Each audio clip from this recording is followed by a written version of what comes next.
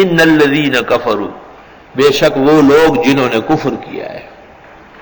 کفر اصل میں لغت میں ہے سترہ کے معنی میں۔ کافر اللہ کی نعمت کا منکر اور اس کو چھپانے والا ہے۔ کافر کا اپنا مفہوم وسیع ہے، ناشکر کو بھی کہتے ہیں، لیکن جب یہ ایمان کے مقابلے میں ہو تو یہ مصطلح مراد ہے، کفر اصطلاحی۔ کفر کہتے ہیں ضروریات دین میں سے کسی ایک ضرورت کے منکر کو۔ امام اعظم سے مروی ہے لا نکفر احدا من اہل القبلہ ما لم ينکر احدى من ضروریات الدین۔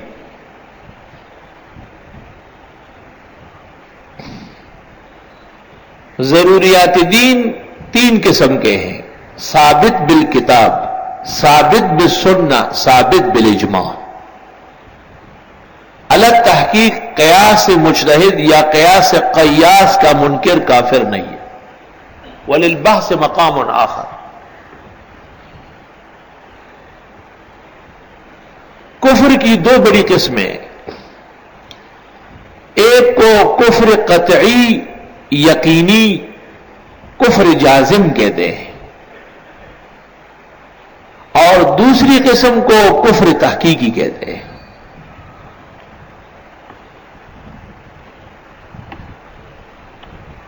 کفر جازم، کفر قطعی، کفر یقینی، جیسے قرآن کے نزول کے وقت کفار، وہ کتابی ہو یا غیر کتابی، انما المشرکون نجس اور ان الذین کفروا من اہل الکتاب، صابئین اور مجوس، یہود و نصارہ، مشرکین و منافقین، اور ان کے تمام اصناف و اقسام۔ قرآن کریم اور دین کے منکر، جیسے وثنی ہندو، گوتڑے، سکھ، مرزائی، پرویزی، نیچری، بہائی، اور الگ تحقیق رافضی۔ مولانا انور شاہ صاحب رحمت اللہ علیہ نے فیض الباری جلد 2 صفحہ 441 پر کہا ہے کہ روافض کا کفر سلف میں متفق علیہ، اختلاف شیعی میں ہے۔ رافضی اور شیعی کا فرق ہے۔ رافضی اس کو کہتے ہیں جو قرآن کی تحریف، عائشہ کی تہمت اور شیخین کے سب کا قائل ہو، اور شیعی اس کو کہتے ہیں جو اہل بیت سے محبت مزید رکھتا ہو۔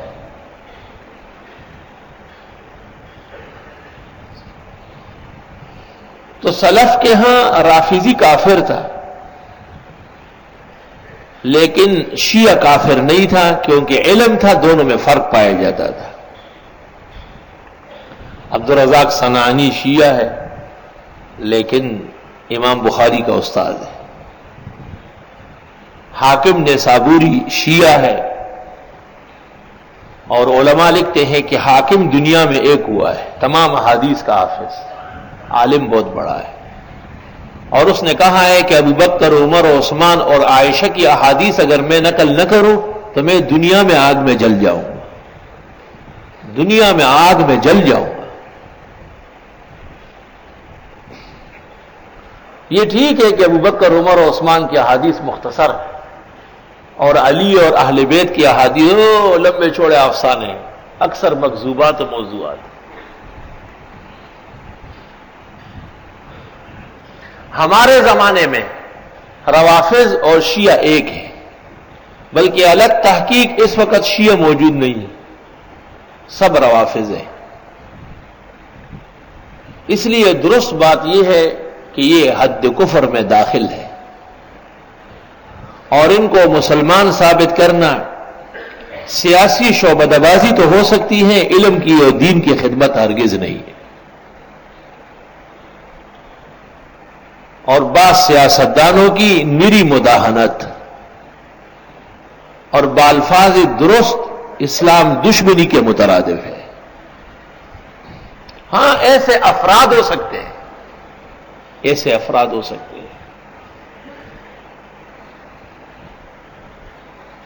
جب کراچی کے علماء قتل ہوئے اخیر میں بہت زیادہ، تو ایک بہت بڑا شیعہ عالم ہمارے ایک بزرگ عالم اور سیاستدان کے پاس گیا اور اس کو کہا کہ کراچی میں علماء دیوبند قتل ہو رہے ہیں، علماء دیوبند اصل اہل سنت ہے، اگر یہ مر گئے ختم ہو گئے اسلام ختم ہو جائے۔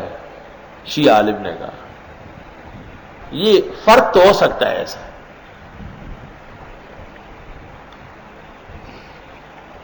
لیکن من حیث الجماعت و من حیث الاعتقاد اس زمانے کے تمام روافض ہیں، شیعان نہیں ہیں، کیونکہ یہ خمینی کا اعتقاد رکھتے ہیں اور اس نے اپنے کشف اسرار اور صحیفہ نور میں کفر کی کوئی حد نہیں چھوڑی، کوئی کسر نہیں چھوڑی۔ یہاں تک لکھا ہے صفحہ 117 پر، بانظر عامیانہ چنی می نمایت کہ اس قرآن چیزی افتادہ، سرسری نظر ڈالنے سے پتہ چلتا ہے کہ صحابہ نے قرآن میں کمی بیشی کی۔ خمینی لکھ رہے ہیں کشف اسرار میں، کشف الاسرار مولانا منظور غلط لکھ رہا ہے، کشف الاسرار تو عربی نام ہے، وہ فارسی ہے، کشف اسرار ہے۔ اس کے بعد لکھتے ہیں اگر کسی بتاریخ رجوع کردہ